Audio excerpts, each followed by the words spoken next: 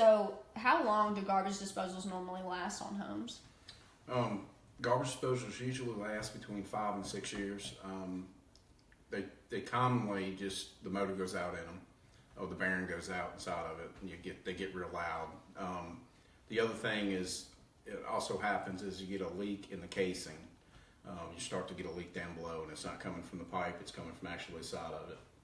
So, yeah, between 5 and 6 years. Okay. So, if you're building a house, would you suggest putting a garbage disposal on your sink, or do you think they're beneficial? It depends on what kind of system you have. If you're on a septic system, which I mean he's on a septic system here and he's got one, but they make a garbage disposal for septic systems, and it gives a little bit more bacteria in there every time you turn the thing on. Now the standard garbage disposal on a regular house, it's good for plumbers because it keeps us in business because they've got to replace them, and it also stops up the lines stop up. You're making oils and grease every time you put a vegetable down there. That's why it's important what you put down your garbage disposal to keep it from stopping up. You don't want to put any heavy starches. That's potatoes. Potato peels are the worst. Corn, anything like pastas or anything creams, that stuff is going to get downstream and stop the line up.